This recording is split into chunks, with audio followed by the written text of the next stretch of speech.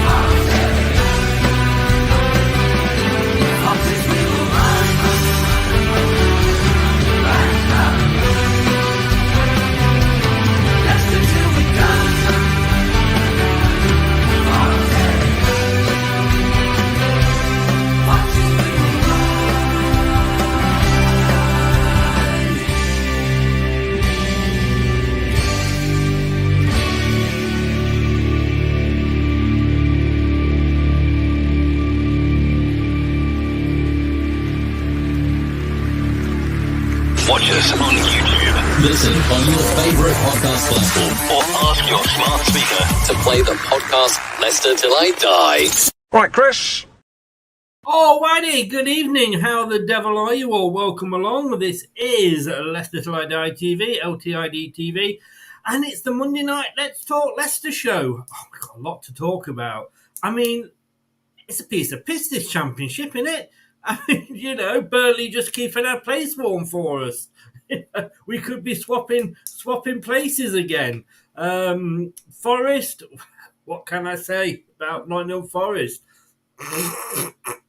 2-0 up and you threw it away. I mean, what a load of... I mean, obviously, RSPCA have just recently gone into Nottingham Forest and said that none of the players are allowed to have dogs because, of course, they can't keep hold of leads. Hey! The Premier League? That's so last season. It's all about the Championship here on LTID TV. Now that's what I call football. You hit the right spot. I mean, obviously, you know, winning your first, 3 games isn't for everybody, Forest, is it? You know, not everybody can do it. I mean, we did. But obviously, Forest, you're in the Premier League there. You can't do it. Look, that's where you can find us all over social media and your favourite podcast platform as well on Catch Up. Or if you want to listen to us as a live podcast, you can do it on YouTube. Don't ask me how, but it can be done, allegedly. Look, we've got some special guests in this evening. Let me bring them all in. You know who they are by now. They're the old regulars. The emphasis being on the old. Let's first of all bring my best buddy. Looks after this LTID channel too. It is, of course, Brad. Brad, good evening, sir. How are you? Enjoying life with the football, I assume. Well, it's better than Forest, at least. Yes, I mean 2-0 up. Beating Man United 5-3. Yeah, it's just, again, not for everybody, is it? Yeah, it's not, mate. It's apparently it's really difficult to play like good football in the division above. I mean, Nottingham Forest can't win. Everton can't score, let alone win. Yeah, maybe it's karma. I don't know, but hopefully it continues. Yes, I mean, no wonder Conor Cody decided Leicester was a better option than Everton, eh? I know, right? Says a lot about the club if he chose us over them. Yeah, and I bet he's really happy with his choice. Probably. Look, we've got another co-presenter this evening. She's actually decided to turn up. She was out drinking at the weekend, but she has watched the highlights. She's not going to the match tomorrow because I think she's out drinking, and she's not going to the match on Saturday because I think she's out drinking. Let's bring her in and say hello to Gorinda. You know what? I'm Premier League. I am elite. I am proper elite. No. I am Gorinda. Hello, Kate. How are you? I'm good, thank you. Well, I was all right until I heard those insults like I'm an alcoholic. But yeah, I'm okay, thank you. How are you? I am all right. Did you have a good the Queen's birthday, as they say? Yeah, it was my final bookend of celebrations for my birthday. So yeah, I had a great time, thank you. Right. Well, if you, as long as you enjoyed yourself, that's all that matters. got a lot to get through tonight, so let's get straight on to it. Hopefully, if I press all the right buttons, that this will happen. Look at that. Almost as if I knew what I was doing. Just say a quick hello to Terry. Good evening, Terry. How the devil are you? Welcome along, sir. So, yeah, it's the debate show. It's Bank Holiday Monday. Have we all had a good bank holiday? Yeah, it's been good. Yeah, considering I didn't know it was a bank holiday.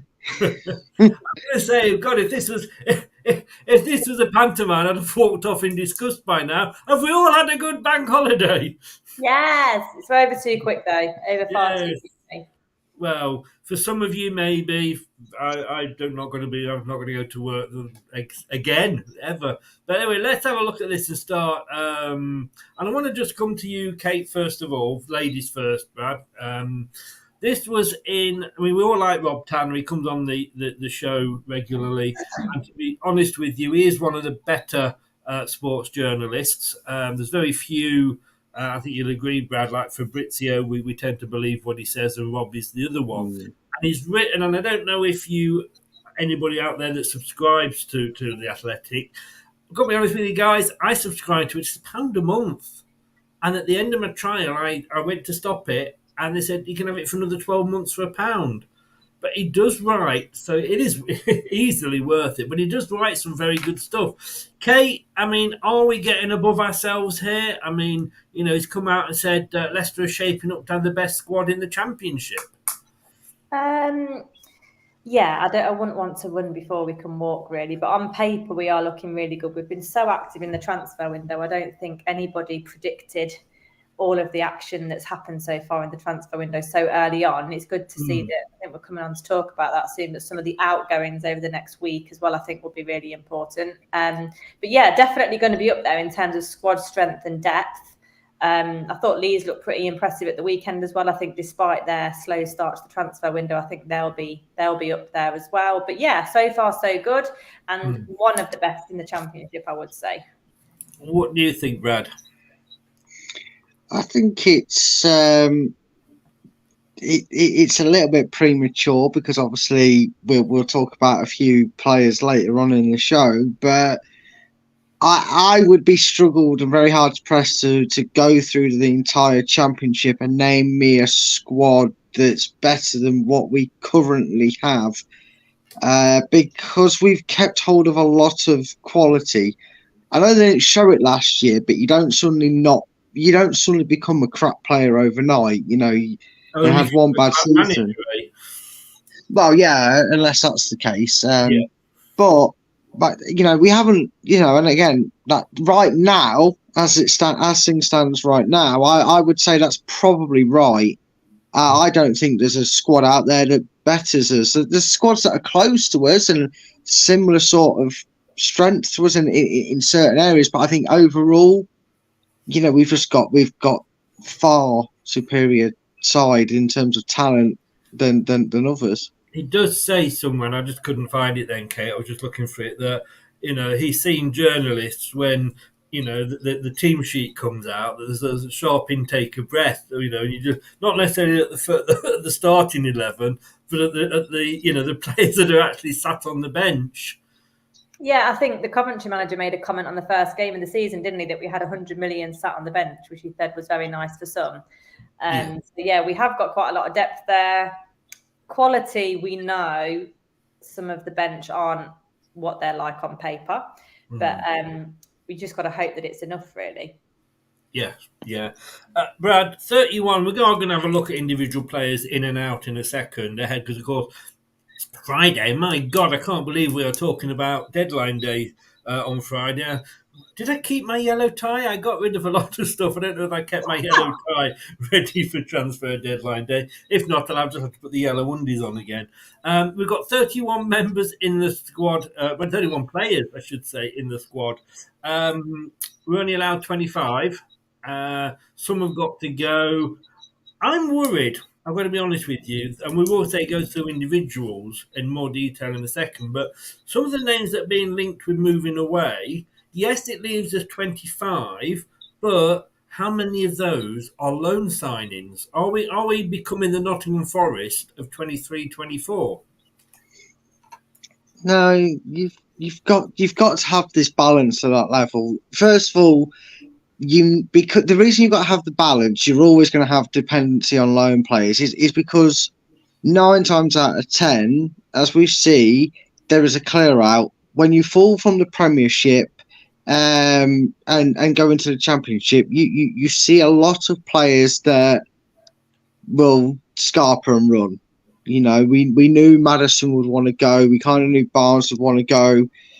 I think we've been a bit fortunate that we've got quite a lot of players that even though they've left, they've kind of gone, we'll stay if no one comes in for us, but sort of we're willing to, knuckle down in the Championship, but if someone comes in for us, we like to talk, So I think that's why our squad's taken a long time to differentiate. But you cannot go into the Championship, no matter your financial situation, you cannot drop down to the Championship and then be expected to buy it all back and get it fixed. You're going to have to rely on loans. You're going to have to rely on deals.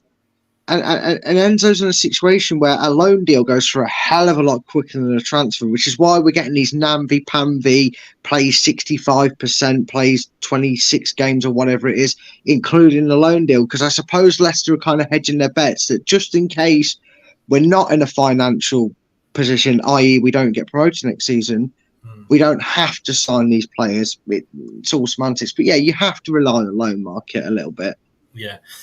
Terry, you were asking how many youngsters don't count towards the squad. I think McAteer, Marchell and Nelson. Because it's Brunt that's gone out on loan, what we talked about the other day, Brad. I thought it was Nelson. It's Brunt that's gone out on loan. I mean, looking at these loan dealings, Gurinder, as your name says there, do you...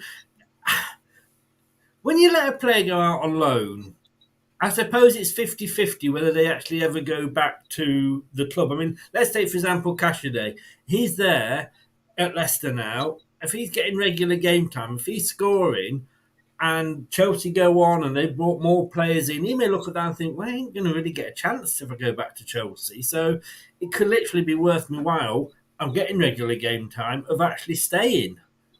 Yeah, absolutely. I think you can see it as a really, really long work experience and job interview, can't you, really? I think it's a great chance for us to have a look at players. Some of the loan options do have the option to buy, don't they, as well? I think is Unisec going like 25 games and we have to buy him for 10 million or something like that. So, yeah, that's just what a loan signing is all about. It's to get them game time. He may find his level. He may really love the club.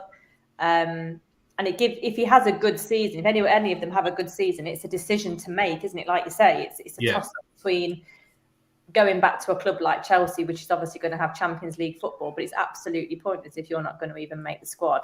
And I suppose with the youngsters as well, Kate, I'll stay with you on the same topic. If they're no good, we can let them go back. I mean, Doyle has come in with a lot of weight and expectation because he had a good season last season. I think he's still got to get into his stride this season. He hasn't been this wonder kid that everybody was saying he was. And that's probably because maybe we were expecting too much because of the reports of him. And we can always let them go back. Yeah, absolutely. And I think at the minute with Doyle in particular, he's kind of pushed into the left back position quite a bit because we're doing 3 at the back while Cody gets fitter. So you may see him and Cody pair up in a traditional back 4 eventually with JJ to come in, because Enzo did say how keen he is on JJ and he's got a part to play, because as the left back at the minute he just looks pedestrian and he's clearly not his preferred position. So we just have to be careful we don't use some of these loan players as utility players, because you don't get a good look at them and they won't actually like playing for us that much. No. I mean, Terry says here, Brad, and we ummed and ahed whether this was actually what was happening with Under when he was here. But we do know with this new Turkish signing, if he doesn't play 25 games, then he's not any good, as he says. But it'll be interesting to see if he gets up to 24 and then what happens.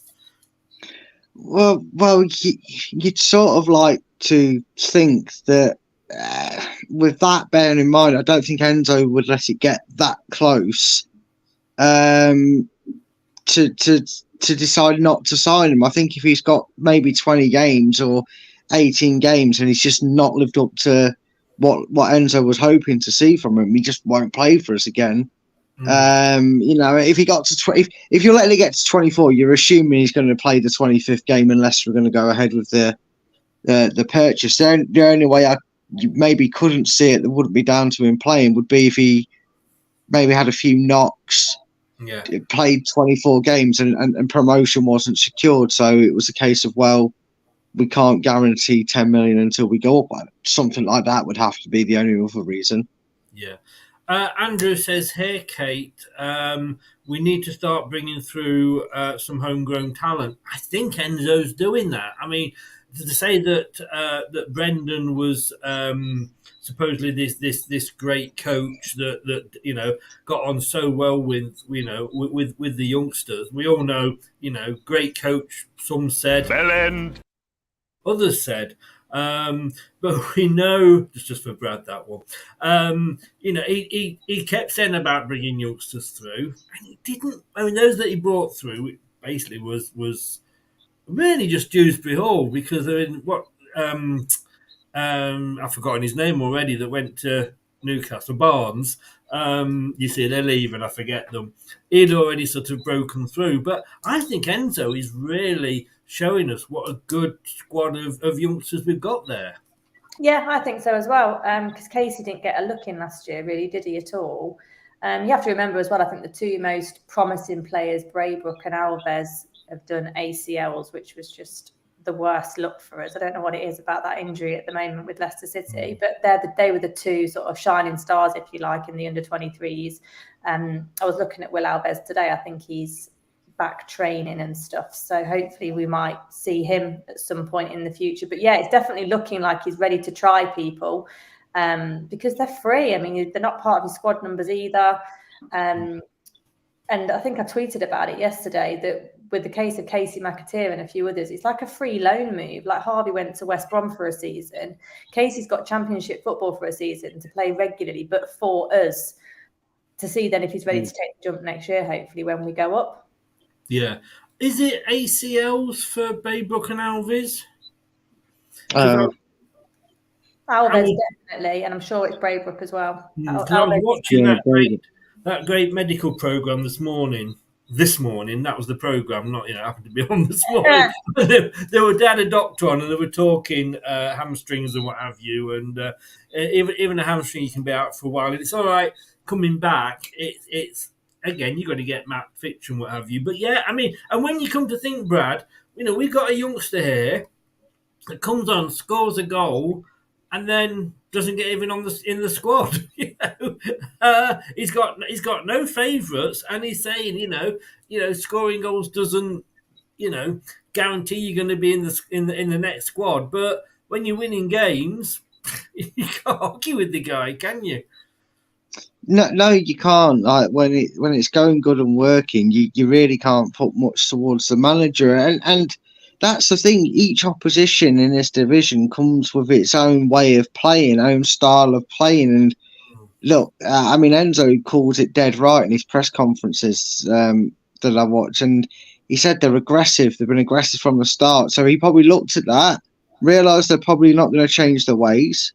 They're going to come at Leicester, and they were, to be fair to them, Rotherham were aggressive.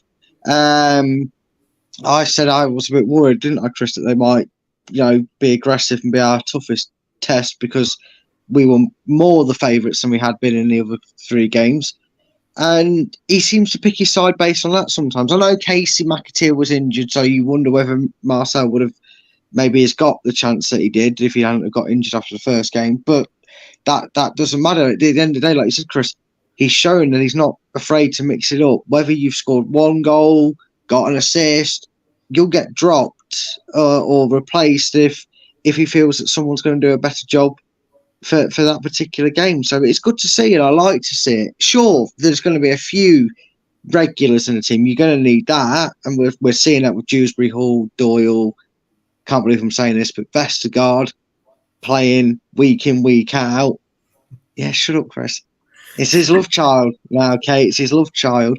I'm sorry, you mentioned the V word.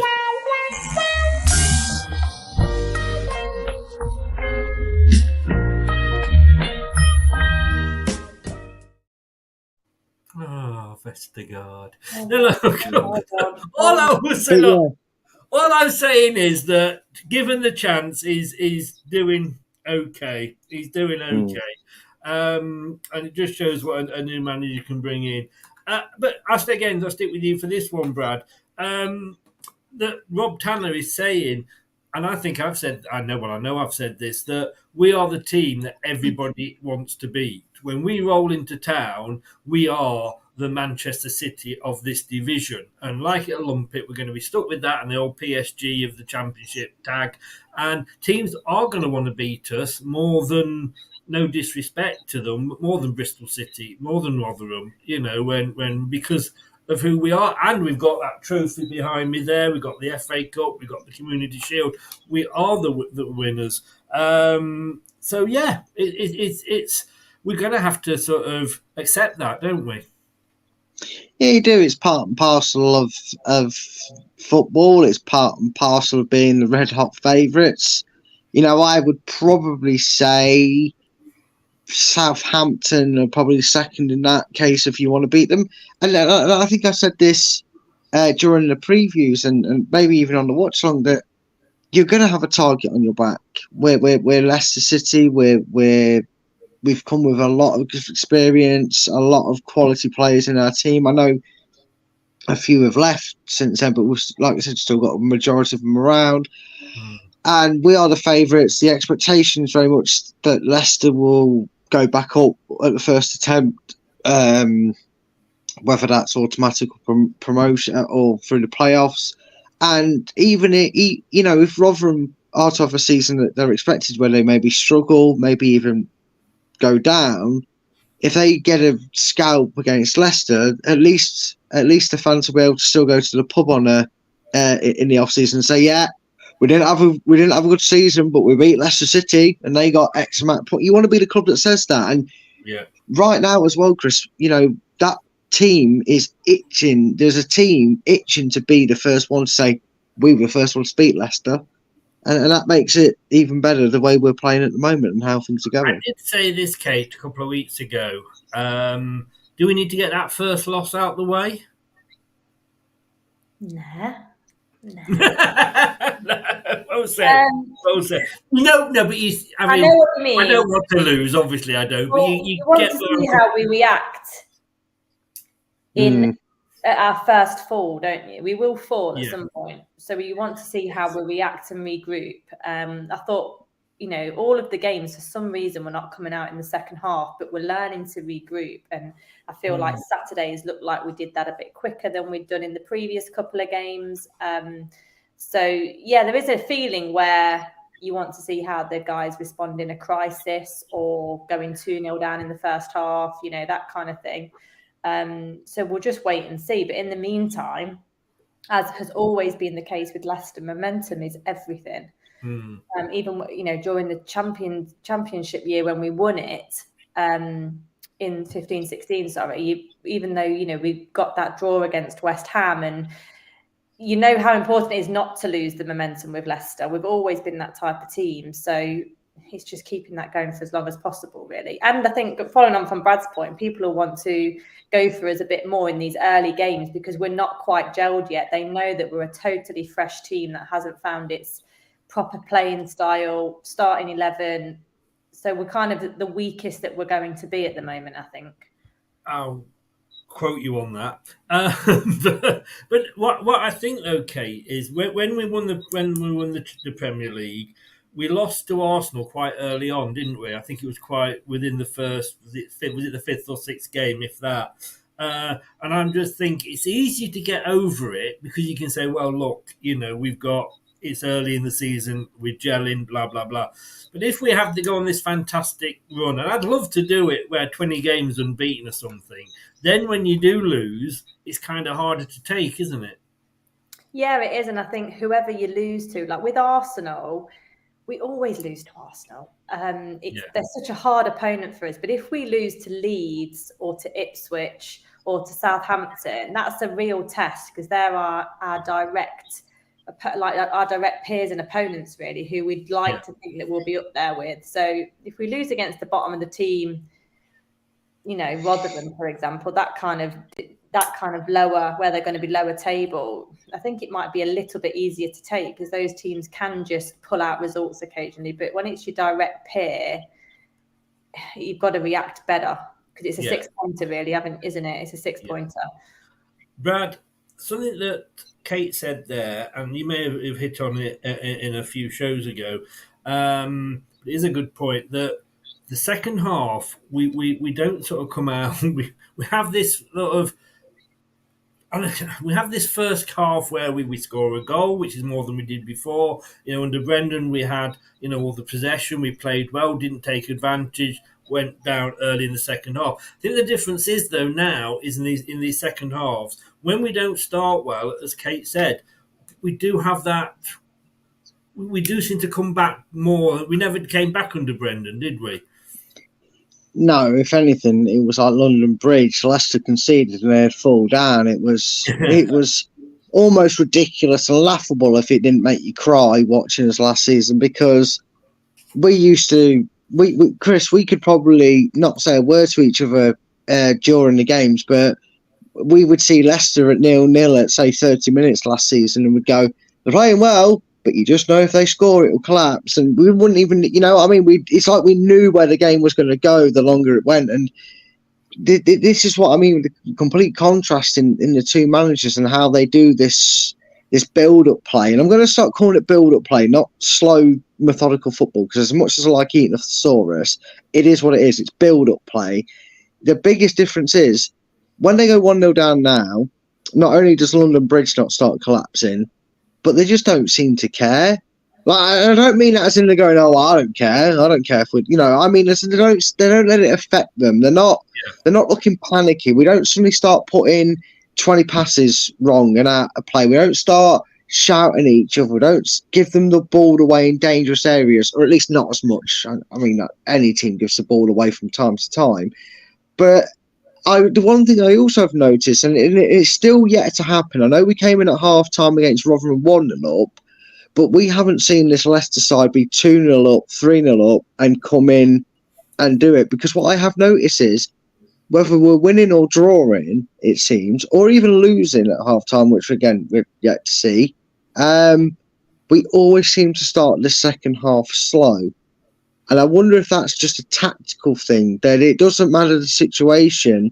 The idea is, because Leicester have the target on the back, and these teams get a little bit naive in hunting for trying to go in and kill against a team like Leicester, that they overcommit and start coming at us. And maybe that's why we have the slow second half. But yeah, it's nice to see that they can do that and look calm doing it, instead of thinking, instead of dreading it like we were last season, like, he's going to kick the ball away. He's going to said this a lot, and again, you two are too young, but if I'd got £1 for every time I said this, I'd be rich. But I mean, Liverpool in the pre-Alex Ferguson at Man United years, they wouldn't change their style of play even if they went down a goal or 2 goals. They just kept playing away because they knew that eventually a goal would come. And Kate, that seems to be how we're playing. We didn't panic when Rotherham scored. We were still playing it around. And it's almost like, keep playing that, because you're going to get a goal at the end of the day. Yeah, absolutely. I think it's just follow the process, isn't it? Just keep with the process, keep with the plan. And I think Enzo is drilling that into us. Last season, there was so much panic. Players made mistakes. We saw it quite a few times. There was just no confidence in the plan working. And I think that speaks volumes. And I can't wait to read some of the books that may be released off the back of the Brendan season when these players retire. But I do think there's a lot. I think these guys have faith in the process. It's going well so far. And he's willing to try different stuff, like Brad said, with different lineups. He's willing to just try different lineups for different oppositions, which is something we're so not used to seeing. Especially seeing as well this weekend Celtic complaining about the stuff that we were complaining about last year with Brendan. It's quite funny, isn't it? But it was a very evil laugh that Brad had there, wasn't it? That was Bond villain-esque. Brad. So I was just reminiscing and thinking about the fact that how even Celtic fans were annoyed at him already, and they didn't really want him back to start off with. It's just funny. It's football karma. Works in many ways, doesn't it? And I can't remember where I've read. I thought it was Rob Tanner's, but apparently, somebody that's the way that Enzo's playing, he literally had 3 different systems in one game. And people said like, you don't do that in the Championship. Well, apparently we are doing it, and we're winning with it. Somebody's going to get a battering soon, aren't they, Kate? Yeah, you'd like to think so, definitely. Yeah, you'd like to think so. I think that we've had a few chances that we've missed. I think Vardy will start firing soon once he's just got his position sorted with what role he's properly playing, because I don't think he had a clue last year. Yeah, someone's going to be in for a beating, especially if we're only 10 to 20% of what we are supposed to be at the moment. And I think when things start to click a bit more, these new players come in, the camp's settled because the window will be shut. It will be all hands to the fore, and concentration will be key. And I think he's fierce. I think Enzo's fierce. He's not afraid to drop anybody. He's not afraid to try something new. And you've got to qualify each week. You have to qualify for the squad. Are you saying we've now got a manager that doesn't have favourites? Yes. I think we have, finally. My God, I forgot what that was if you're like. Not his favourite, it doesn't make you feel like crap either. It's just like, like with Pep does, how many people would snap your hand off to have Phil Foden starting every week and he was left out again at the weekend? Yes. It's just managing the players, isn't it? Knowing that, okay, I've played my part last week, I'll step back this week because such and such is in, and it's just being happy and managing expectations. Yes. Brad, just very quickly before we move on, just want to finish on one point with yourself, and then I just want to read something Rob has written. But Kate mentioned earlier about Leeds United. Started badly, but they had players that were on strike, players that didn't want to play. They've now gone out and bought Perro, which I think might come back and bite us on the bum, depending who goes out, which we'll be looking at later. But Southampton looking good. It could be the 3 of us battling for it. Three down, 2 places. Yeah, which is, again, sadly, in the sense of competition, I guess it's usually the case, isn't it? You normally find the reason certain teams get tagged with yo-yo clubs is because they're too good for the Championship, not good enough for the Premier League, and it's not surprising, really. I think, if you really thought about it, all 3 teams have somehow shown what we maybe potentially expected Leicester start to be, and that is really, really well, which is how it started and how it's gone, and we're top of the league and things are looking rosy early doors. Or we were thinking, okay, let's hope for a fairly decent start, might have to put up with the odd draw here, and that's it, and we'll still be up there after the first couple of games, which is what Southampton have done. Or we kind of braced ourselves, didn't we, to kind of maybe have a bit of a struggle, maybe get, not many points on the board, but then when it clicks, would start running. And that's what Leeds look like they've done. So it's a bit weird that all 3 teams have kind of played, started the season the way it is. But yeah, I'm not doing great at predicting it, but from what I've seen results-wise, I don't see many other teams really up there challenging us right now. I mean, Ipswich, had a great start. We're the only team fighting out for 100% record. But, I'd say it has to be us in Southampton. Because, you were very much blowing your own trumpet when it came to the Prediction League. And I hurt my neck looking at the table, trying to find you the other day. Oh, yeah, you're down there. No, I didn't think you'd be able to hit that, mate. Sorry, mate. I heard you say something then, and all of a sudden the sound cut out. Yes.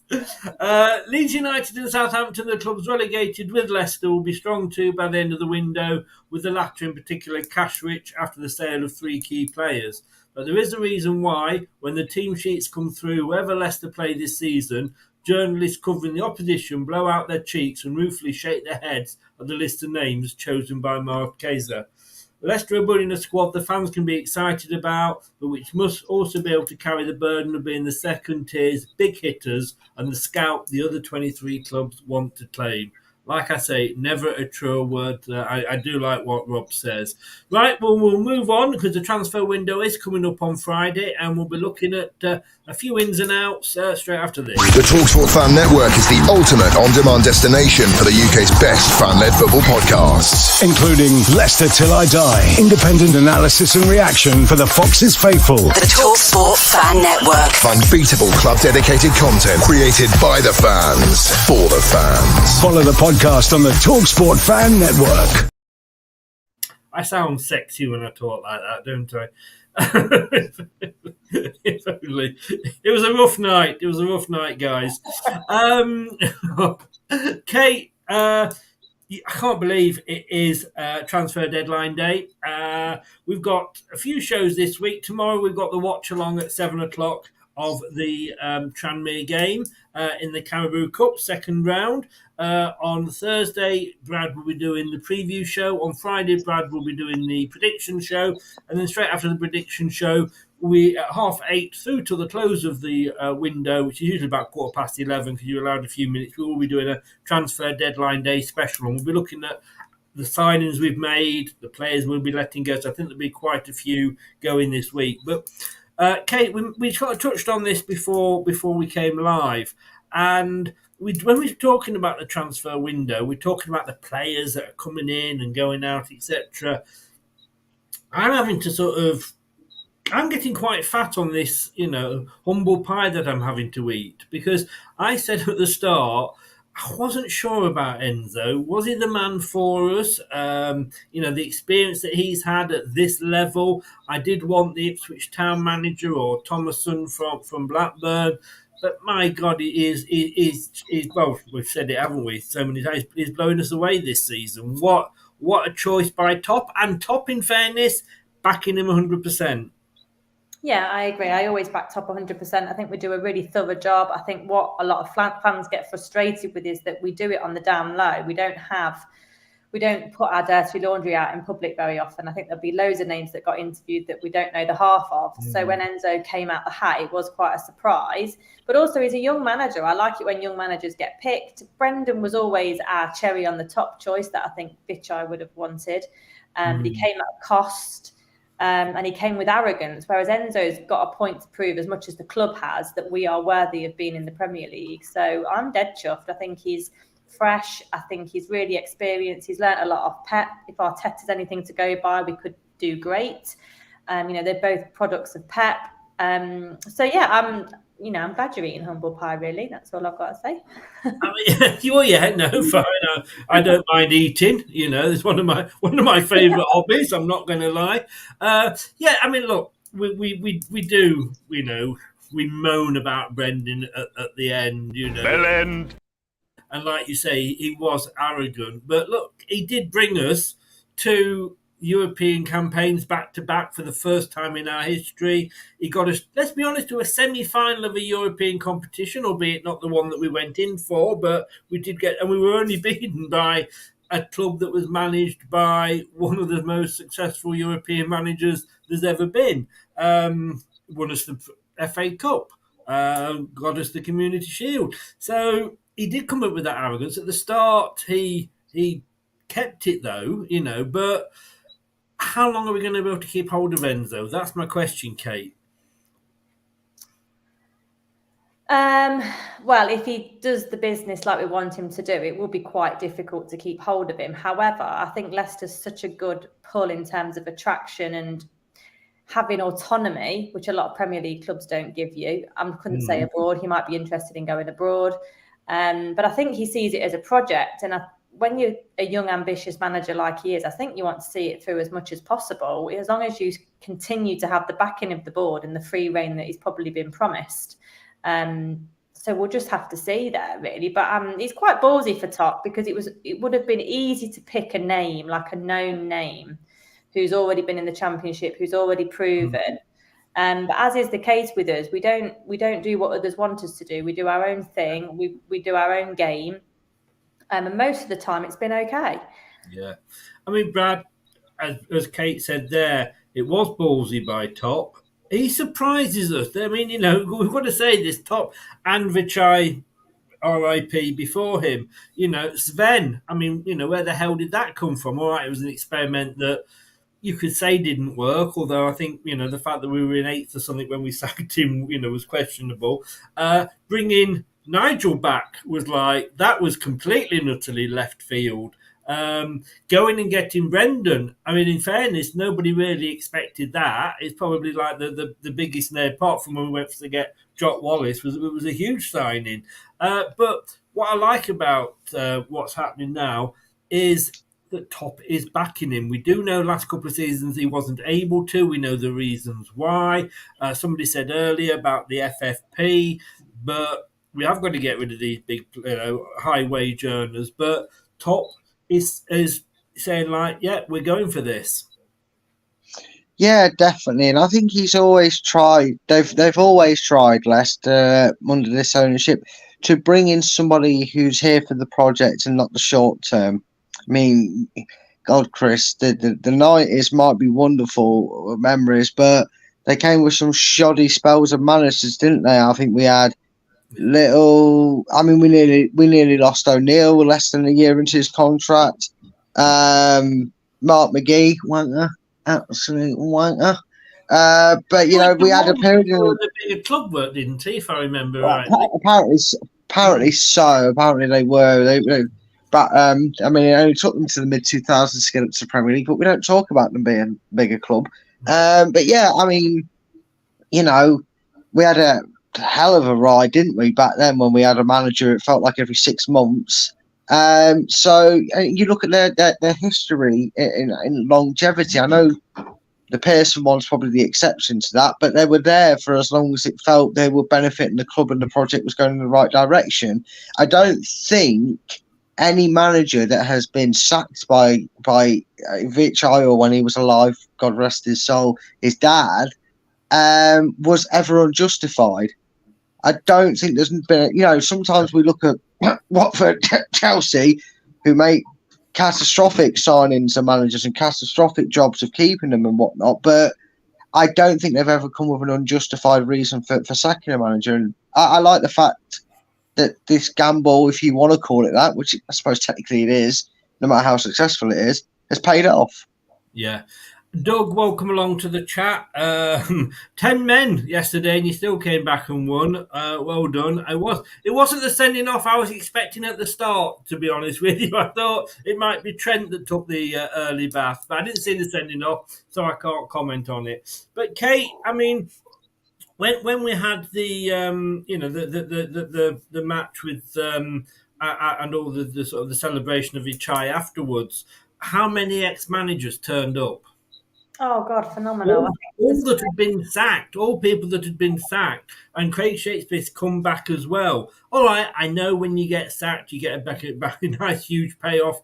Thank you very much. So you get a nice big lump of money. You don't have to worry about picking teams and winning or losing. But still, the fact that they came back, I think, shows that the respect that they had for that family. Yeah, because they conduct their business in the right way. I don't think they lie. I think they command respect both ways. I think they're really open and transparent. And at the end of the day, it's just business. Nothing's ever personal. The same with Brendan. I don't think he'll have any hard feelings about the club. He'll be frustrated probably at some of the transfer stuff that's gone on, of which we barely probably know half the truth. But they just command respect because they demand it from you. They give you a nice working environment. They give you autonomy. And people like that are really, really few and far between in football, unfortunately. Sorry, I've just had Maisie message me. I'm going to see if she can get her in about our sign-in. If you've got a few sort of chats that I've saved here, James, and Scott, we're going to go through individual players. So I'm not ignoring all your chats, like it says across the bottom. I will come back to them. But Brad is going to discuss our new signing because he's very, very good at pronouncing his name. Well, not new signing, but he's having a medical. He's here, isn't he, Brad, as good as? Yeah, good old Abdul. He's brilliant. It looks like he's going in. And again, you talked about it earlier. The one thing that this will do is he's 19 years of age, so he'll go straight under the ruling. It won't affect the squad size in terms of another name goes out. He's 19, so he gets a free pass on the registration. We don't need to include him technically in the squad in that sense, in the 25-man part of it. So, yeah, we asked for depth. He's gave competition. We're now a little bit overweighted on that side with 4, I feel, but then maybe one of them's a bit, a bit universal and can play on the left side, so it's kind of cover all round. So yeah, your thoughts on him? Yeah, exciting. Yeah, really exciting. I agree with Brad. I think we might be a bit heavy in that area, but if Enzo wants to use the wingers to come into the centre, as we've seen Ricardo do, and players like that, then I think it will be all part of the system, and each person will have their own role to play on each game and each opposition. It will be a different system each time with some of the wingers, I think, and where they're used to cover with and without the ball. I think, yeah. I mean, we've been saying we want somebody on that right wing for ages, and like buses, they all come at once. You're waiting years, and then to arrive. And I think the way that Enzo plays, he's never. We're not going to go. Look, we wanted to up front for how many years, Brad? It was never going to happen. I don't think it's ever going to happen under Enzo. But the way he looks at that, he sees these wingers, and I think this is what is where if we are going to sort of lose a striker or two up front, I'm not actually overly worried because Katie seems to like to play his wingers. Well, they're the ones that are scoring the goals at the moment. Yeah, absolutely. And obviously, Man City went for quite a while without a number 9 before Erling came along. And they still won things, didn't they? They still won things. And also, I don't know whether you noticed when I saw the highlights at the weekend, but Enzo's always talking about the simplicity we've said before about football, in that you need to get players in the box to score. It really is that simple. And at the weekend, when Casey had his opportunities and thankfully scored both, the options that were in the box, I think there was 5 players in the box for his second goal. Everyone's buying into that, pumping forward. If you're there, you've got an, if you're there, you've got an option, you've got a chance. So I think that's the more collaborative way of playing and using everybody in the middle of the park to get in and fill that box, really. No, totally. Terry is asking where he's coming from. Should have gone to Specsavers, Terry, because it says on the screen. I think it might be Sporting Club in Portugal, by any chance. I don't know. I typed that out on the screen. I don't know. Not got the glasses on, Terry? I just want to sort of I just want to press the right button. That helps, really, doesn't it? Done it twice. Here we go, finally. So, Brad, I mean, let's have a look at Abdul Fatwa Ishasaku. By God, they'll make a bit of money on his shirts, won't they? Yeah, just a bit on that one. I did say, well done, Terry. I did say he's a bit like one of those silly names I came up with for the quizzes last year. 8th signing of the summer. Is on loan with an option to buy again. Let's have a look what it says about him. Strengthened the right wing position this weekend with the addition of Yunus Akgun. That's actually quite easy to say compared to this guy, who was signed on an initial loan from Galatasaray. The club now look to be closing their second signing in that position. Fatawu, that's what they call it. They're going for Fatawu, his middle name. Fatawu is expected to sign on loan from Portuguese side, Terry. Sporting Club de Portugal have been left out of the side's first team plans for the season. According to Ebola, which I presume is a Portuguese paper, the 19-year-old is already in England and has completed his medical with City, with an announcement expected soon. Joined Sporting in April 22 after the Portuguese club beat off competition to sign him from Ghanaian outfit Steadfast FC. The youngster played in the Champions League for the club last season and was part of the Ghana squad who took part in the World Cup in Qatar. He will become the third winger signed by Enzo this summer. I mean, Brad, the fact that he plays for Ghana is got to be. I mean, when you look at them in the World Cup, they are really impressive. It said they'll play 14.6 million if they earn promotion back to the Premier League, and if a player plays 60% of the City's matches. I mean, and again, another exciting player. Yeah, he definitely is, and that Dave will be chuffed to bits because he lost his Ghanaian favourite, didn't he? At the end of the season with Daniel Amati. So, at least that pain will be healed for Dave, and he has that as a replacement. But yeah, look, young, exciting winger, nothing to lose on either part's club, and everything to gain because it's a cheap price. There's certain there's certain things that have to be met for Leicester to have to pay that fee, but they could have a 65% bit of a weird number in my opinion on that one. But I suppose it wouldn't matter if he impresses enough. Leicester will go, well, if we get half of that, I suppose I can just activate it anyway. I don't think it's necessary. I just think it's more a case of Leicester will say, well, we'll get him in. So yeah, good to see depth in that and competition in that area. Kate, a deal that was done and was announced whilst I was in bed Saturday night, and I do apologise, Brad, you did tweet me into it, but I didn't see it because I wasn't looking at my phone because I had an early night. As you well know, I was tired last week. And, yes. I turned up late for a show, Kate. I'm sure that Brad will remind me about that. Oh, yeah. It wasn't an important show, guys. It was only a watch along. It was only a match day. It was Gorinda 2.0 over here. So, Gorinda's. I know it's like to be forgotten, to be honest. It's not. Can I just say though, you did try to ring me. That when it was you, I was messaging your girlfriend saying, "Can you give him a kick up the arse and tell him to wake him up?" No, we've got Yunus Akgun arrive. Confirmed, I say, Saturday night, just hours after the win. He's joined on a season-long loan with the optional obligation to make the move permanent.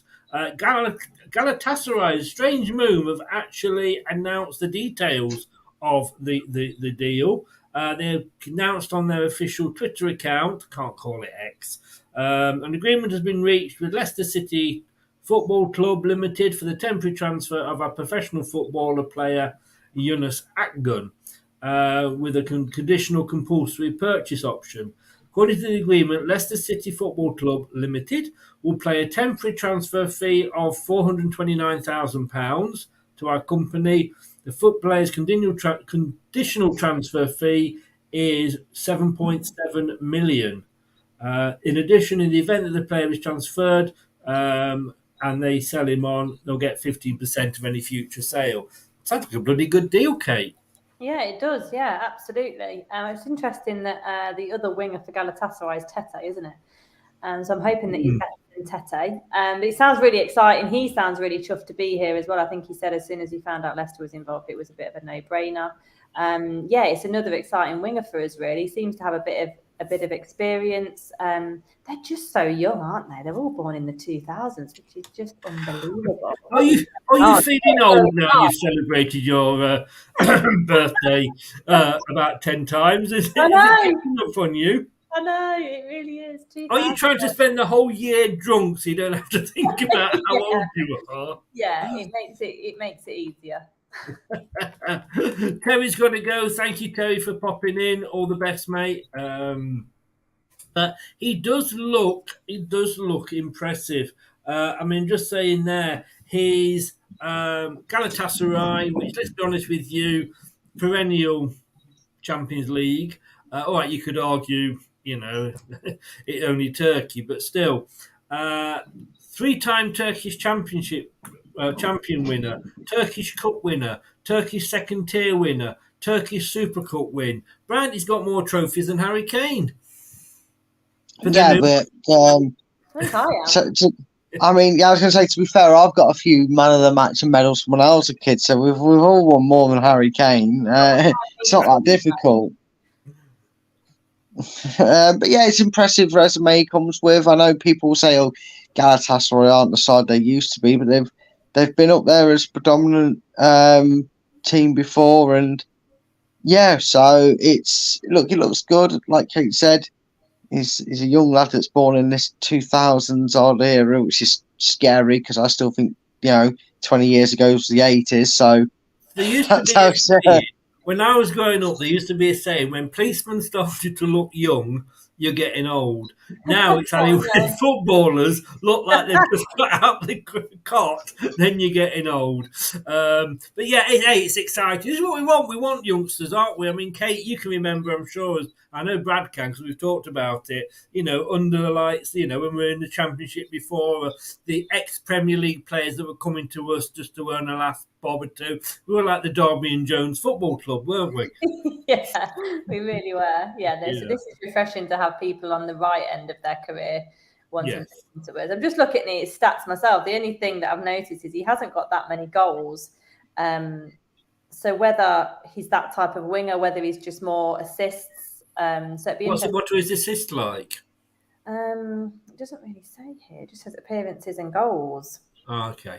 It doesn't say. I can't find his assists, but yeah. So this is where Kate finds out he only has like 2 assists as well. So that would be typical, wouldn't it? But you've got to have someone to pump it in the box. If he's got great crosses, then I'm not bothered about him scoring. No, because we've got other players that will do it. And, we say, all right, a striker's job is to score goals, but the good thing is, and you're doing well as a team when your striker's not scoring, when the other players are chipping in with goals, But look, I'm worried about some of the. I know we've got to get rid of some of the players, and again, I forget what it was now said earlier about FFP, and so we have. Not that we necessarily want to sell some players, but I think we've got to because of the wages. Because these youngsters we're bringing in are not going to be on the £100,000 a week that some of the players that we're trying to get rid of are. But I want to go through now the other end of the scale, Kate, and teams, players that are possibly leaving. Wilfred Ndidi to Forest. Going to Forest doesn't particularly bother me because he's got no particular links to Leicester, as in he wasn't a boy. I actually watched a podcast the other day with Gary Lineker on it, and he does a podcast with him, Mika Richards, and Aaron Shearer. Yeah. And when he came back, he was doing one, and I say watched, I was just one of the TikTok clips. And he was saying that when he came back to England and he signed for Spurs, that Brian Clough rang him up from Forest saying, like, are you coming back? And he was going, yeah, it's a good possibility. And he said, would you consider signing for Nottingham Forest? Apparently he turned around and said, I really want to sign for one of the big clubs. I don't like you, Gary, but well done, mate. Well done. And then he was saying, like, yeah, but I can't sign for you anyway because it's Forest. And I kind of get that because he was a Leicester lad. But indeed, he hasn't got that. But again, is that a sort of player? I mean, when you look at the way he's been playing this season, it's like a reborn. Would we be wrong to sell him, do you think? Yeah, I'm a bit on the fence about this one because if you'd have said to me before the season started that they're coming in for him, I'd be like, have him, because I feel his best days are behind him with us. I think the last 2 years in particular have been really poor compared to the standards that he set beforehand. Like Man U was sniffing at one point, and you can completely understand why. But now I feel like Enzo's done the hard work for somebody else, getting his confidence back up, showing what else is available to him in terms of how he can play. So I'm a bit frustrated that Forest are going to get that sort of newly awoken Ndidi. But at the same time, he's not what he was for us. So he's expensive. I've just had a look. He's 75 grand a week. Wow. So when you think he's not worth that to us, if we bought him today, we wouldn't pay that for him. So you've got to just make those difficult decisions, haven't you? You've got to make those difficult decisions. And if they want to pay that, I don't think he's Premier League material anymore, because we saw that for the past 2 seasons. So good luck. Agree with that, Brad? Quickly. I mean, it's a bit. I do agree to a particular point, because I just look at it and I thought I could understand, and I know we'll get on certain other names after this. I won't say who they're like. I'm sure people will guess in the comments, but he's been playing. He's been in the team. We've got to the last week of the transfer window. Maybe this rumour started yesterday, so 8 days or whatever you want to be really pedantic about it, before the transfer window shuts. You kind of just got the feel that he was comfortable here. Now, I don't know. Maybe Leicester have sensed an opportunity. You know, I think what we've always said is that I don't know, maybe I'm clutching at straws here, but Maddison and Barnes, we knew we was going to lose them, but we also got the feeling that if for some reason Spurs didn't come in from Maddison or Newcastle didn't really fancy Harvey Barnes, because West Ham lost their interest in him, didn't they? Now, whether that's because they knew they were going to get out-muscled by Newcastle, we don't know. But we had two players that were more than likely going to go, but were happy to stay and rebuild the damage that they were a part of. And I wonder if maybe the FFP, maybe these tangible loan deals and potential transfers that he's got lined up require, with the greatest respect, not losing, say, McAteer out on loan or something like that, who's going to basically be 20 grand, 30 grand. And maybe the option is, indeed, I've got, a lot of players here. You're on 75. We need to let you go, sort of thing. If you told me at the start, you'd be happy to go to a Premier League club if they're interested. Yeah. It's just weird that he's played so much. This was a quick answer for Brad, by the way, Kate. I just want to say, Boris, I'm sure you come in with a purposeful, just a purpose to shit stir, because I do wonder whether you watch this team or not. And I'm sorry, you've got to take into account that he's injured, he was injured.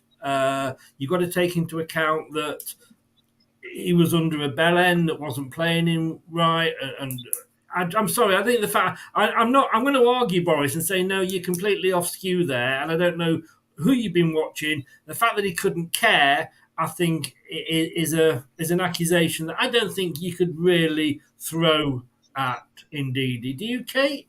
No, not at all. I don't feel there's many players, if any players, that didn't care. I think a lot of them cared. I just felt like they had the wrong leader of the ship, lose confidence. And no matter what athlete you are, if you lose confidence in your job, you're going to look like a shadow of yourself. And I don't think they had any direction.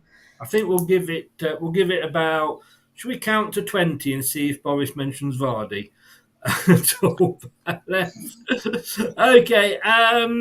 This one, I've really got to play this for us, Brad.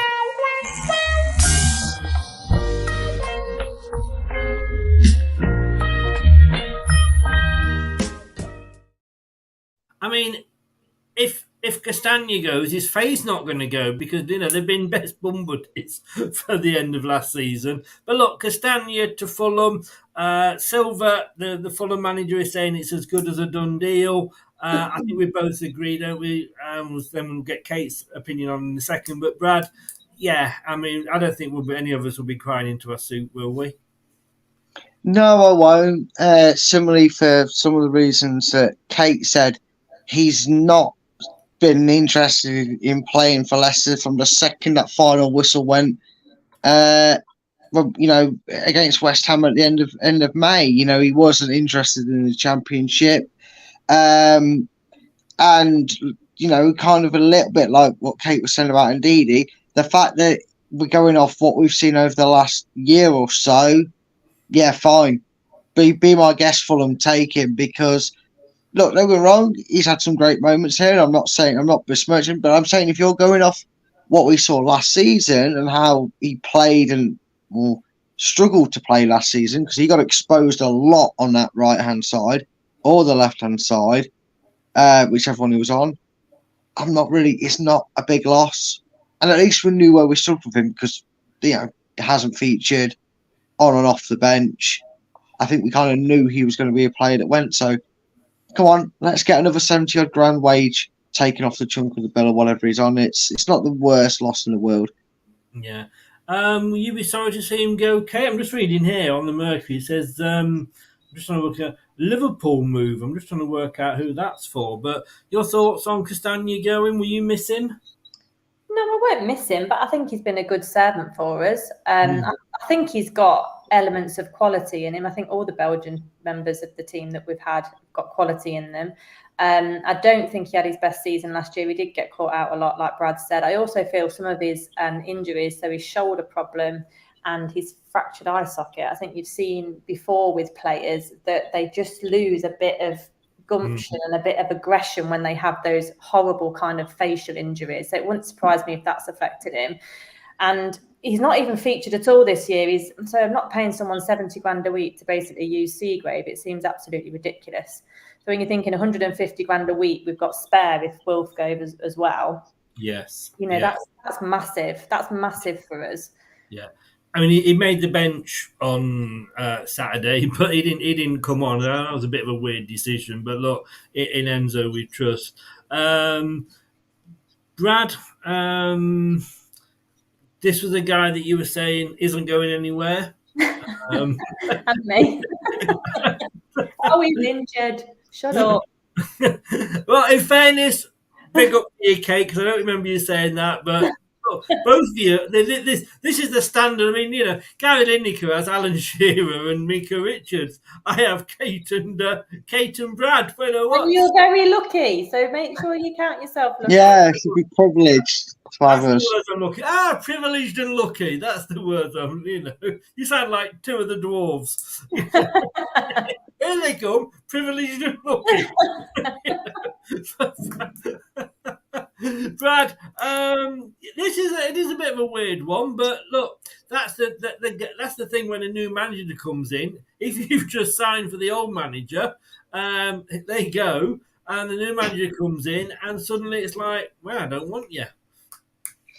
Yeah, this was probably the most strangest out of the lot when you break this transfer down, because he was one of the first players that came out and said, I want to help get Leicester back to the Premier League. I feel responsible. I want us to be there. So has maybe Enzo already had his first falling out with a player or something? Because the next strange part is he's barely been here 9 months. You know, he's not been here. You know, we got him in January. So it's not like he's been here a while, is it? So he's on a big contract. And then the final weird piece of the jigsaw is I could understand a loan move, because you'd say, okay, he plays inverted wingers. He wants to make room. We've got JJ, we've got Thomas, we've got Doyle playing there. It is possibly a loan move. We will get 800. Well, this is what I'm getting. But this is what I'm getting to. I could understand a loan move because, well, he's got a big contract, but we don't want to pay it. You know, Bologna are probably paying maybe 20%, but it's 20% less than, you know, what we're paying. That would have made fair enough sense.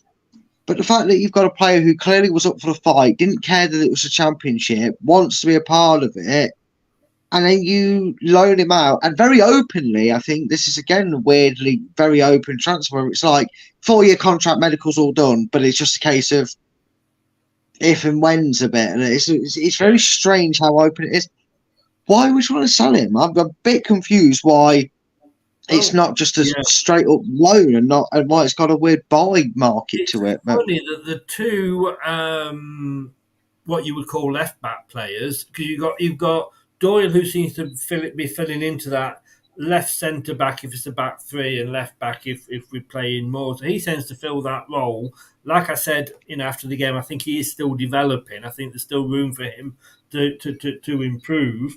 Nate, by the way, thanks very much, mate. Have a good day over there in America. Stay safe. So it looks like, and we'll come on to Luke Thomas after this. But Kate, like I say, it's a loan with an option to buy. £860,000 we'll get. We paid just short of 13 million for him. It means City will recoup the initial fee paid to FC Copenhagen for his services back in January.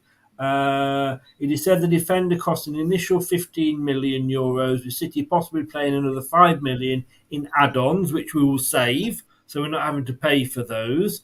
It doesn't likely if any of those were met. The 20-year-olds made a total of 14 appearances for City in the second half of last season. he came in at a bad time, and any player coming in is going to struggle, aren't they, into that sort of team? But they have said that if he doesn't move, then he will possibly be, what's the word I'm looking for, assimilated into the new style of play if he can be, and possibly move on in January. But again, as somebody else who got it totally wrong in saying how good he was only injured and, there's no way he's moving. Your thoughts on him possibly going? Yeah. Sorry if I reminded you of that. I'm a bit disappointed just because I think every Leicester fan, bought into him when he joined. Like his first game against Villa was excellent. I know Tete's was as well, but he just showed real commitment, real drive forward, which we were desperate for under Brendan. Like he wanted to do the overlap, he wanted to do the 1-2s. He was just wanting to make himself available for attacking football. Yeah. So I'm quite surprised that given how Brendan Enzo wants to play, that he's not being incorporated. But he may just not think he's good enough, or you know what? If he has a great season over there, then we'll haul him back. But yeah, I am disappointed, and I think he'll be really disappointed as well. Yeah, no, definitely. I'm just looking here. Loan transfer rules Leicester City must follow as they look to do deals. How many loan players are we allowed? I'm just seeing. We can have a maximum of 7 players loaned in and 7 players loaned out. So yeah, we've got what 4 I think at the moment, isn't it? That we've loaned in. So let me just save that. This one, Brad, this will please Leicester fans, I'm sure, because they seem to have a hate for him. But Luke Thomas, apparently James Maddison, according to the TalkSport, James Maddison recommends ex-Leicester teammate Luke Thomas to Leeds boss Daniel Farke. Why? Why would he be ringing up Maddison for his advice? He was barely there 5 minutes with Maddison. Not really. That's a weird one, but I'm not surprised. No, I suppose he looks at Maddison and says, "Well, you played a lot with Thomas." Well, I suppose, but that's just. I don't get the stance where a manager would ring up a player he had more than 5 minutes with. But anyway, that aside, it's not the worst deal. I'm not surprised he's gone out alone. Look, I like Luke Thomas. The biggest problem you have with Luke Thomas is 2 things. One, completely out of his control, is the fact that he was thrust into Premier League football probably about a year or 2 ahead of his development because he was only barely 19. And we have this obsession at Leicester where we hate wing-backs that don't attack. Even though they're not designed to attack, and even though they play better when they're slow, steady, not diving forward, not overlapping all the time, we have an intolerable impatience for them to be, playing as double wingers almost and running up and down the pitch for 90 minutes. So that's where he gets hated from, because it's the same hatred that Chilwell got. An England international was world's shyest left back to a lot of people's eyes, which is utterly bizarre. But it's not the worst. I think I said this on someone else's podcast, but I maybe would have preferred him to go to a team that maybe, with the greatest respect, isn't going to affect us too much. Like maybe a New Boys Plymouth or Sheffield Wednesday or someone like that. Someone who's potentially going to struggle this season. And I would Leeds. I know they've had a bad start, but they're picking up. I don't know how that goes for us, but he needed this. He's been wanting and needing this for a few years now. So I'm happy to see him go out on loan and, get that promotion, bring him back. He's had a full season in the Championship. I don't know whether it's I'm a all loan for or it. a permanent signing. I was just talking loans generally, but I assumed it's a loan myself because of what I've read about it. I assume it's a loan. Oh, okay, yeah, that's fine. Kate, Callum Doyle and James Justin seem to be ahead of Thomas in the pecking order for the left-back position. We do seem to have a sort of surplus of left-backs when we've got a manager that doesn't particularly want to play left-backs. Yeah, I think we do. And I think Luke Thomas's biggest weakness, which isn't anything he can do about, is he's not very physical. And I think in the Championship, you've got to be physical. He got out-muscled a lot. His stature's not as big as you would want it to be in that position. Like when you compare him to Doyle and JJ, he's miniature, really. I don't think he's quite got the physical presence that you would want from your left back defensively, because he is a predominant defender. He's not an attacking left back at all. So I'd rather the lad go and play football. I think he's been a great servant to us. He was thrown in at a horrible deep end. But I'd much rather have JJ any day of the week. Because I think JJ, if he can get back to what he was, would threaten the England left back position. We would have struggled without him, wouldn't we? Yeah, absolutely. I think everybody knows that.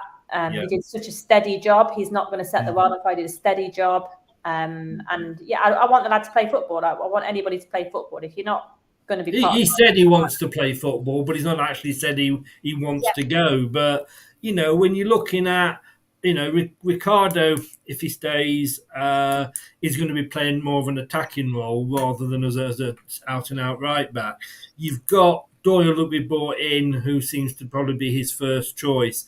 Justin, if we can keep holding, if he doesn't go, can play left centre back. He's right side. He's totally he can slit into any of those little holes, can't he? And then Christensen and how many do we need? So yes, it is.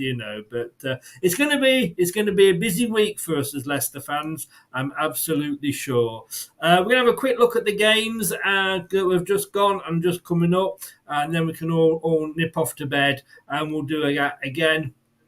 We'll do it as soon as I found the right jingle. We'll do it after this. Hello, Matt Elliott here. Hi, Alan Smith here. Hey guys, Ian Hume here. Hi everybody, Jerry Taggart here. Be sure to watch Chris and Leicester Till I Die TV for all the latest Leicester City news and information. You can also subscribe on YouTube and various social media channels for the latest updates and news on Leicester City Football Club. Come on, you foxes! What does the X-Fox say? Oh, I tell you what. But I've actually got, just bear with me because I've just seen this come up.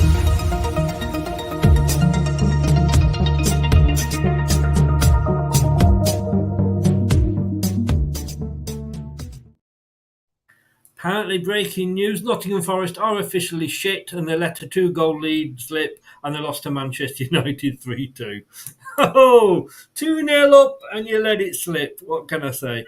Oh, joking aside, very, very quickly, don't want to spend too long on the game, but it's just carries on, doesn't it, Brad? Like we said earlier, this team doesn't seem to be fazed by anything. And we've got a manager on the side of the pitch that's, the players seem to... Well, they say, don't they, that after a while, the owners become like the dogs. And I think after a while, it was the same with players and the manager. But we've got a manager who's actually knows how to move a bit. Yeah, he's animated on the touchline, which is good. He's always in communication with his players, his staff, even those on the bench. And this is one of them, games where grinding it out, it was always going to be the case. So, like Kate said earlier, we've not got into full flow yet. So, win games by crook. I know we say it tongue in cheek that we're making this championship look easy because the results suggest otherwise, but you win games, when you're not playing at your best, and this was another one of them. Enjoy it while we can. We've had a couple of seasons where it's not been as enjoyable. Let's enjoy the fact that we're winning. I've forgotten what it was like. I haven't got a goal celebration ready when we score now. I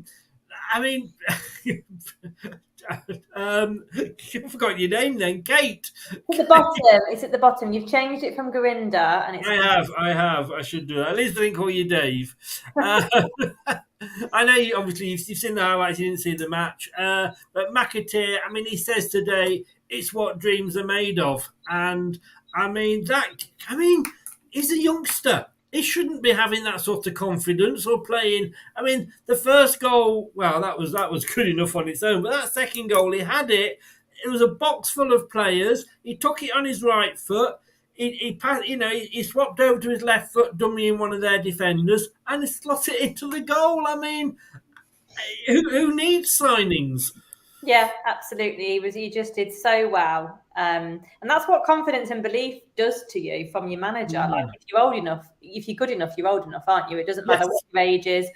Enzo's obviously thought we're just gonna try you out because you're good enough. We're sticking you on and seeing how you get on. And he's not been made to feel inferior or junior or you're on the pitch, lad. Get yourself in some good positions, and who knows, you might score. And he got the double, which was just awesome for him. I mean, at the start of the season, Brad, we saw Marcel on one side and McAteer on the other. But did you say earlier that if McAteer had been fit, then Marcel might not got his chance last week? Yeah, but I believe so because it just seemed that way. It seemed like what was said about the injury itself and the fact that he had to bring Marcel in. I think it was either you or Craig that pointed out that Marcel had a few pre-seasons on the left as well. He played out on that left, so he may have gone in on that side. Obviously, Mavadidi's been unmoved on that side, really, but he might have been more of an option to maybe come on off the bench on that side. But as it is, Mavadidi's doing a wonderful job, and he's felt the need to get two players regularly on the right. Obviously, Casey McAteer was injured, so he needed someone there. So, come back in, takes it with a plum. And, I mean, you may have only said it 3,692 times, but you were right, Chris. It was worth watching the highlights a few times to watch that second goal.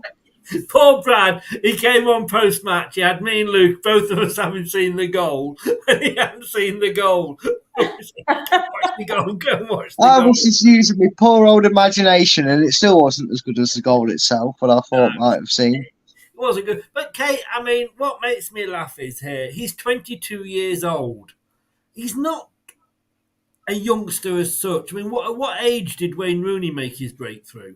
16, 17. So at 22, he's not actually, this like, it's a babe, a Leicester babe. Then he's old enough, like you say, you're old enough and ugly enough, just get on the pitch sort of thing.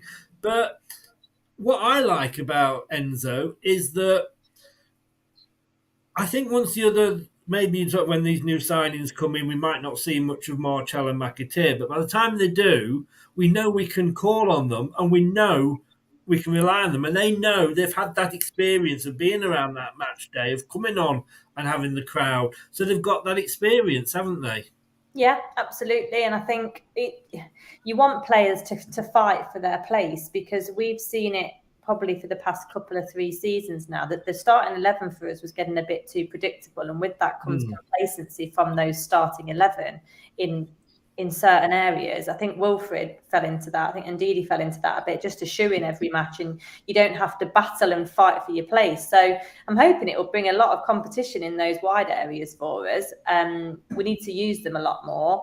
And I think everybody, if we're going to have a decent cup run as well, we will need them. And have that match experience. So if McAteer is second choice, he can come on at 70 minutes if needed and still make an impact. It's just knowing what your position is, knowing when you need it, and having the confidence to just go out there and put a performance in, really. Yes, yeah. I mean, Brad, I'm just going to bring up our next few games, but performance of 7, that was given by Luke, having watched the game. I think that was a fair assessment, don't you? Yeah, I think it was, because we had to give a lot of credit to Rotherham that game. They made it difficult. They looked good through spells. They had us under the collar. And it, and in the end, you have to get Leicester rely on a late goal to secure them 3 points. But I always say, don't I, Chris, it's always hard to rate a player or a team 6 or less, in my opinion, when you win the game, because it doesn't matter necessarily how you go about it, whether it's free-flowing fancy football or it's scraping the win. A win's a win, and to do that as a team, 7's a very fair reflection of a performance that was put on. Kate, those are the games coming up. Who's most? I mean, Southampton on a Friday night. Well, we know what happens with that, don't we? I'm like that. I can't decide whether to try and get a ticket or not for it. But those are all our next league games. Saturday, then we have got a Saturday off because I think it's an international break. Then we come back on the Friday, then Wednesday, then Saturday, then Friday. There's a few TV games in there. Who there would you say is going to stop us in this great start that we've had? I think Southampton will be tough. I think they've got a point to prove, really, after such a horrible season last year. I think you'd like to think Hull is the easiest out of those on paper. But yeah, the last four are really tough. It'll be awesome to see Nigel back. Blackburn are going well. 15 points up for grabs there. I think if we can get double figures from those 15, we'll be really happy. Yeah, I'm just looking here. Yeah, Hull are in 8th place. Played 2, drawn 1, lost 1. Rovers are just behind them in 9th place. Both of them got 7 points. Who else have we got coming up? Bristol City are in 14th on 5 points. That'll be Andy King back at the KP as well, won't it? Yes, it will. It will. And Matty James, I think, is a player coach now. Who is, sorry? Matty James is a player coach. Oh, is he? Yeah. Wow. I mean, Brad, would you agree that, with what Kate said? Yeah, I mean, it sounds obvious. I'd say Southampton are probably the danger team out of them lot. I kind of fancy our chances against Blackburn, even though it's away. I think in a weird way as well, the fixtures are probably the way you'd like them to be because, and I'm just going to put it out there as a hypothetical, let's just say we were at home and we lost to Southampton. And let's say that game is maybe where we get the first big, that didn't go as well as we hoped sort of result. If then Norwich was at home, because Norwich away is not going to be easy either. Top of the table clash. Well, yeah, potentially, yeah. Obviously, it has that about it. But if you went into that game then knowing you're going at Norwich at home, and that becomes another defeat, I think that's when the pressure would really be on because, obviously then that would mean Bristol City wouldn't be at home, it'd be away to reverse the fixtures round. It'd make that game harder. I think this is a chance to kind of go and really try and get a big scalp hit. For me, the hardest game there for me, I think, will be Norwich. They're second. We're away from home.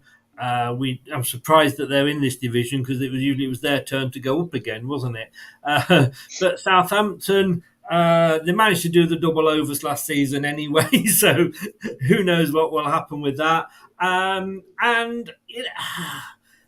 just think they've sold some good players. So it depends who they get in, obviously. But again, it depends who we get in. That's the thing. But to me, I think it's the Norwich one that is going to be the difficult one. It really is. But hey, it's all about opinions. We've got Tranmere in the cup, ladies and gentlefolk, on tomorrow night. Kate, I'm not going to ask you for a full 11. But anybody you'd drop, anybody you'd bring in? I think you've got to bring in Martial again, just because you want to keep him with some momentum if he's going to be partly playing in the league, and then I'd probably give Vardy a full run out. You want him to keep 90 minutes in his tank, I think, just in case he's needed at some point. And then hopefully try some of the new guys out. You'd like to see Cassidy given a full 90. I think it's time that he did that. And hopefully some of the new players the new signings will get given a go as well, really, just in terms of 45 maybe. Brad, too soon for Atgun? No, I think throw him in. I think give him 60 minutes. I think he'll want to get minutes under his legs, and I think the player and the manager, I think, will want to get 60 minutes in. Sorry, Brad. I'm going to say what I love about when you're talking is how you mix your metaphors up. I absolutely love it. 60 minutes under his legs. So just under it, into it, over it. It's like, it's like going on a bear hunt, mate. You can't go over it. You can't go around it, everything. I know what I mean, and you know what I mean, and that's what matters. Whether I say what I mean is a different story. But yeah, I think what stops it from going from there to there? What stops it? My mental disability may stop that from happening with my autism. That's what's done that. But honestly, carry on. No, I laugh about it all the time, mate. I always say, as long as you know what I meant, that's all that matters. Someone understands that. That's all it is. That's what. No, but I think we'll probably see JJ. I think players that don't get in, that there'll be the fringe players will play. So JJ, maybe Storchek. I would say someone like Suter, but I couldn't give a toss what happens to him really. But I think why not get Akgun in? Give him some minutes. 60 of them to be eager enough. That's not just under, that's over and round and everything. Yeah, everything in between, mate. Everything in between. You got it right.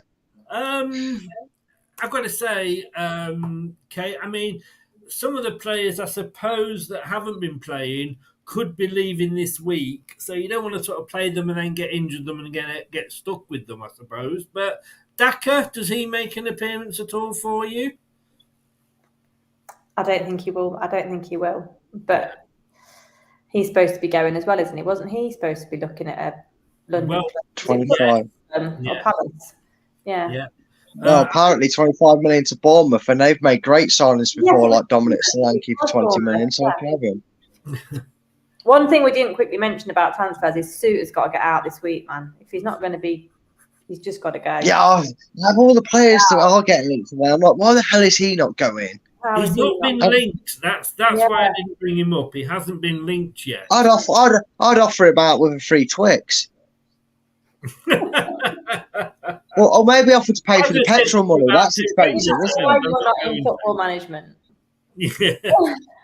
Maisie's replied, I don't know if she'll be able to come on or not, but she was just saying, she calls him Fatawu as well. Everyone else obviously what they call him. Going to Leicester, I thought he was linked to Everton.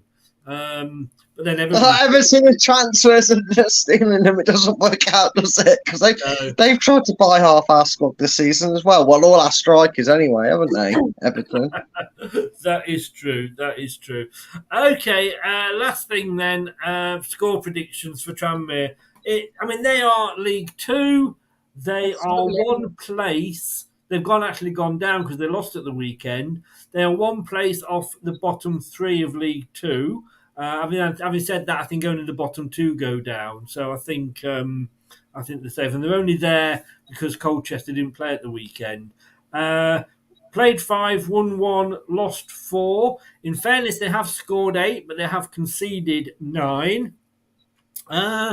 Should be easy, whoever we put out, Kate, shouldn't it be?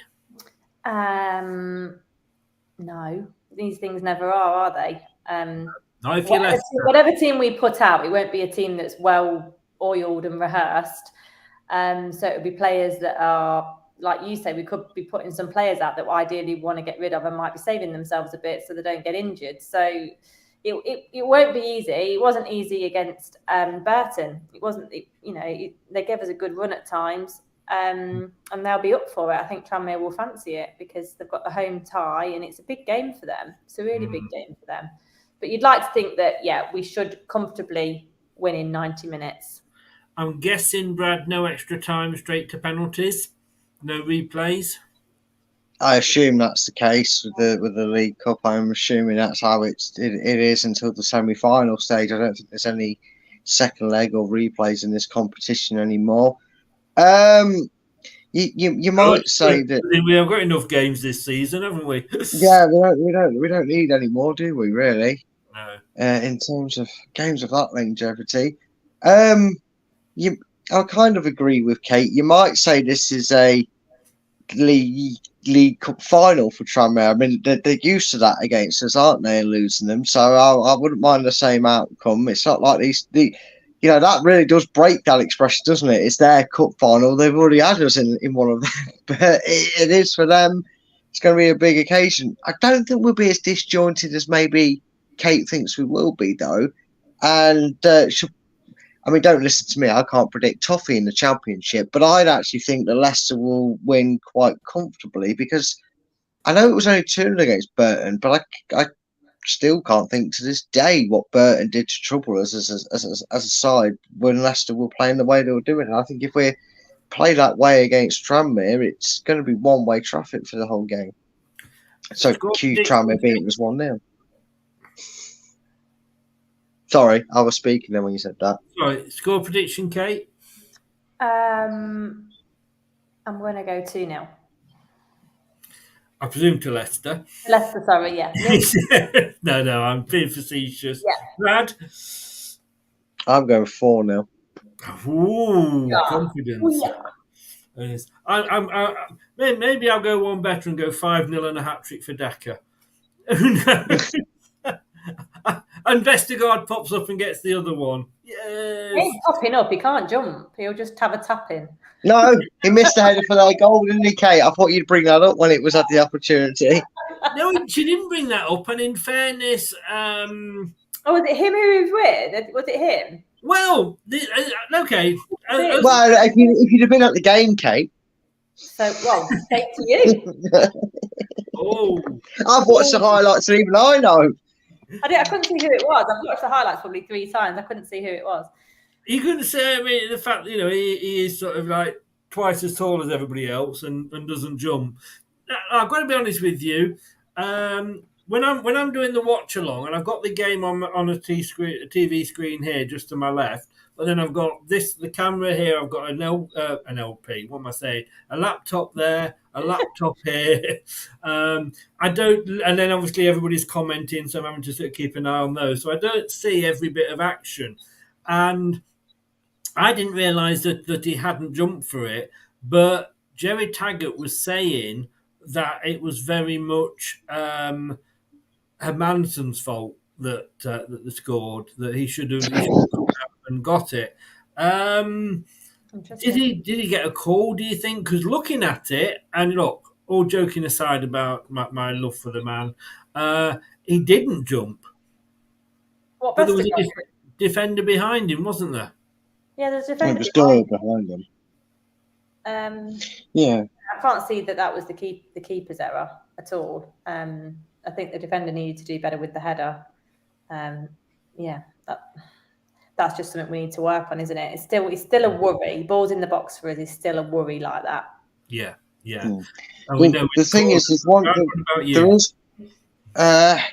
I mean, I kind of was in agreement with you because obviously I heard what you was hearing, what Jerry was saying, and I thought, oh, well, maybe the keeper's really got near his eye line and then backed off, so he's not reacted to it. But for some reason, neither player seems to react to it. I mean, why a 6'6" or 6'8" or whatever height he is bloke can't jump 2 extra inches to get it on a header ball? Still, like you, Kate, it'll forever baffle me. But Doyle was flat-footed. And later on in the game, the more I thought about it, because I love to overthink things, right? The more I thought about it, there was also a part in the game, Chris, later on, and I can't remember if it was too far after the incident, but it definitely happened after the incident. Just how close to it was, I can't remember. But there was a clear shout from Hermansson, and Vestergaard hoofed the ball. And so there was a little bit of, you remember the old wild-faced own goal against Liverpool and Ward shouting and didn't trust him. I'm not saying that for an instant, but I'm saying is maybe there was a call, so that's why Doyle and Vestergaard didn't react to the cross that came in for the goal.